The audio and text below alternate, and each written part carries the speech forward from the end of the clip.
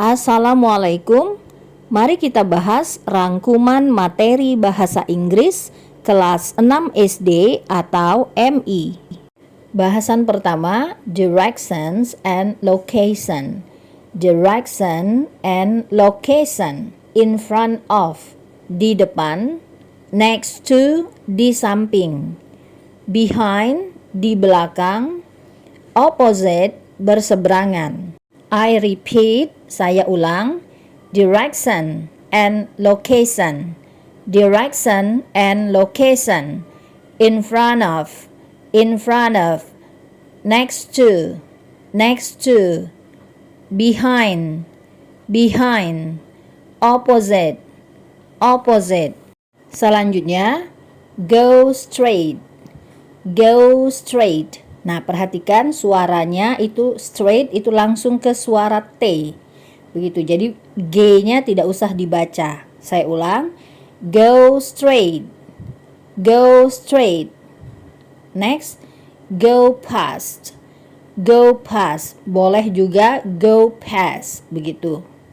Next, turn left. Turn left. Berikutnya, turn right. Turn right. Go along. Go along. Go along. Well, English learners, nah ini adalah contoh percakapan ketika kita ingin menanyakan tentang arah. Oke, ini percakapan antara A dan B. You are going the wrong way, sir. You are going the wrong way, sir. Ulang. You are going the wrong way, sir. Really? Could you tell me how to get to the nearest ATM? Really? Benarkah? Could you tell me how to get to the nearest ATM? Could you tell me, bisakah Anda beritahu saya how to get, bagaimana sampai ke gitu ya, nearest ATM, ATM terdekat. Nearest itu terdekat. Kita ulang bacanya. Really? Could you tell me how to get to the nearest ATM? It's behind that post office, sir. It's behind that post office, sir. You can turn right. It's behind that post office, sir. Behind tadi di belakang. Oh, itu di belakang kantor pos, Pak. Post office itu kantor pos. You can turn right. Turn right tadi belok kanan. It's behind that post office, sir. You can turn right. Contoh percakapan lainnya. Excuse me. Permisi. Excuse me. Jadi bukan X begitu ya, tapi excuse me. Can you please show me the way to Hero Hotel? Can you please? Nah, please ini biasanya ungkapan sopan begitu. Can you please? Bisakah Anda show me, tunjukkan kepada saya the way, jalan ke Hotel Hero. Excuse me, can you please show me the way to Hero Hotel? Of course, ma'am. Tentu saja, Bu. Begitu ya. You can go through that bridge. Anda bisa jalan terus melalui jembatan itu. Then you will see it on your left. Then lalu you will see it, Anda bisa melihatnya, maksudnya melihat hotelnya di kiri Anda. It's next to Purnama Restaurant. It's next to tadi sudah ditulis, artinya bersebelahan dengan restoran Purnama. Oke, kita ulang bacaannya. Excuse me, can you please show me the way to Hero Hotel? Of course, ma'am. You can go through that bridge. Then you will see it on your left. Then you will see it on your left. It's next to Purnama Restaurant. It's next to Purnama Restaurant. Bahasan berikutnya adalah tentang holiday. Holiday, hari libur. Kalau kita mau menanyakan tentang bagaimana teman kita menghabiskan waktu libur, kita bisa dengan bertanya, how do you spend your holiday? How do you spend your holiday? How do you atau do you spend your holiday? How do you spend your holiday? Nah, kita bisa menggunakan dalam menjawabnya kita bisa menggunakan kata like seperti I like to go fishing. Saya suka memancing. I like to go fishing. Atau pakai menggunakan kata love. I love gardening and reading comics. I love gardening and reading comics. Selain itu, pertanyaannya bisa juga what do you usually do on holiday? What do you usually do on holiday? Bisa juga tanpa usually. What do you do on holiday? Maka jawabannya misalnya I usually go swimming with family. I usually go swimming with family. Atau I usually go picnic to the beach, lake, or mountain. I usually go picnic to the beach, lake, or mountain. Selain aktivitas tadi, ini ada beberapa pilihan untuk menggambarkan kegiatan di hari libur. Misalnya, visit a museum. Visit a museum. Play online game. Play online game. Help my mother. Help my mother.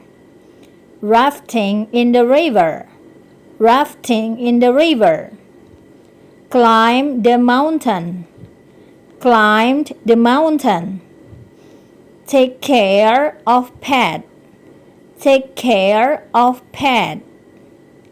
Go shopping. Go shopping.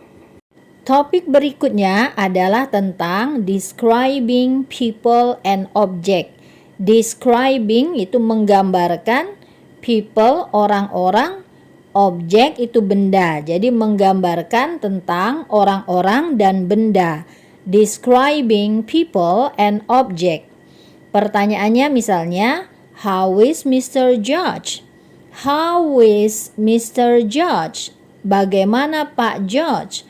How is Mr. George? Misalnya jawabannya, he is tall and fat. He is tall and fat.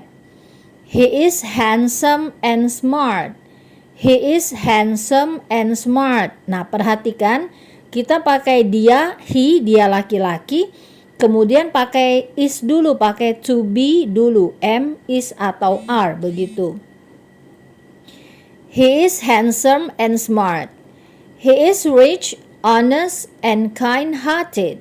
He is rich, honest, and kind-hearted. Nah, baik hati itu boleh kind saja. His face is round. His face is round. Wajahnya bulat.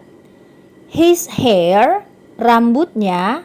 His hair, his itu menggambarkannya untuk dia laki-laki, begitu. His hair is black and curly. His hair is black and curly. Next, bila ada yang bertanya tentang benda dan kita mau menjelaskan, kita bisa menggunakan pola kalimat yang sama. Misalnya pertanyaannya, how is your house? How is your house? Bagaimana rumahmu? Kita jawab misalnya, it is big. It is big. It is expensive. It is expensive.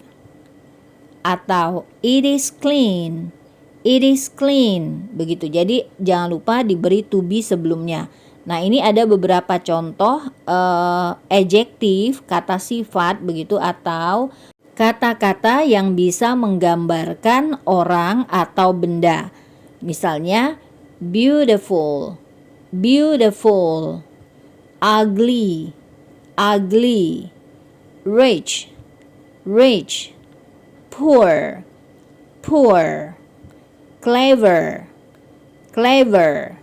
Stupid, stupid. Fat, fat. Thin, thin. Young, young. Old, old, interesting, interesting, boring, boring. Cara membuat kalimat menggunakan adjektif itu paling tidak ada dua ini adik-adik. Satu, setelah to be. Misalnya his nose is long, hidungnya mancung. Jadi long, mancung atau panjang itu setelah to be is. Atau sebelum kata bendanya. Misalnya he has a long nose. Long sebelum kata benda nose, hidung. Contoh lagi, the classrooms are clean. Nah, clean itu adjektifnya, itu posisinya setelah to be. Jadi gambaran tentang benda itu bisa diletakkan setelah to be. The classrooms are clean, karena kelasnya banyak jadi kita pakai are begitu. Atau sebelum kata benda classrooms, misalnya those are clean classrooms. Itu banyak gitu ya. Itu adalah ruangan kelas yang bersih. Jadi clean diletakkan sebelum kata bendanya classrooms. Next topic berikutnya is shopping, adalah shopping, belanja. Let's see, kita lihat kalimat-kalimat yang sering kita gunakan ketika berbelanja. Misalnya ini number 1, how much is this backpack? How much itu berapa gitu, harga ya. How much is this backpack? Kata backpack, tas ransel itu bisa diganti dengan kata lain. Misalnya, how much is this book? Number 2, how much does beef burger cost? How much does beef burger cost? Berapa harga burger daging? How much does untuk benda satu, kalau banyak how much do, begitu. Number 3, what is the cost of chocolate ice cream? What is the cost of chocolate ice cream? Silakan dihafalkan kata-kata atau kalimat yang biasa digunakan ketika berbelanja. Number 4, it is 25,000 rupiah. It is 25,000 rupiah. 25.000, 25,000 rupiah. Oke, jadi harganya 25.000. How expensive? Alangkah mahalnya. How expensive? May I bargain? Kalau apakah ada diskon? Is there any discount? Is there any discount? Number 7, I will buy a basketball in that toy store. I will buy a basketball in that toy store. I will buy a basketball in that toy store. Number 8, will you go with me to the bookstore? Will you go with me to the bookstore? Will you go with me to the bookstore? I will buy a map. I will buy a map.